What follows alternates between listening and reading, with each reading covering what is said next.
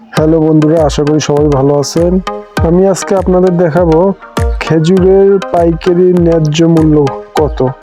এই যে দাবাস খেজুর, এটা ন্যায্য মূল্য পাইকারি দাম কেনা পড়ে 450 টাকা। এরপর আপনারা দেখতে পাচ্ছেন খালাস খেজুর।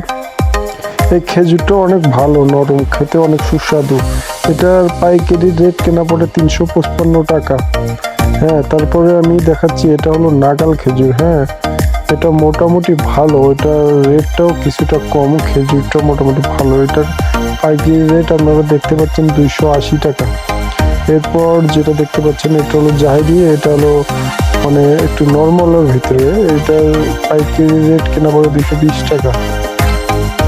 এরপর আপনারা দেখতে পাচ্ছেন কিসমিস, মানে সিডলেস কিসমিস, এটা পাইকারি রেট কেনা পড়তেছে 620 টাকা।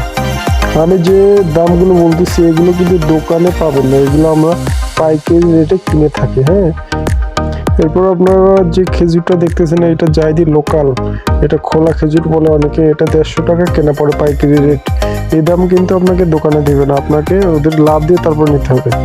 এরপর দেখতে পাচ্ছেন চেরি। হ্যাঁ, এটার কেনা পড়ে 270 টাকা কেজি পাইকারি। হ্যাঁ, এই ফলগুলো বিষয়ে বিস্তারিত জানতে অবশ্যই আপনারা সাপোর্ট করবেন, সাবস্ক্রাইব করবেন, একটা লাইক করে দিবেন।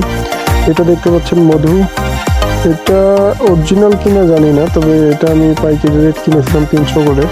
খুব একটা ভালো না। হ্যাঁ, আমি যেটা বুঝতে পারছি মধুটা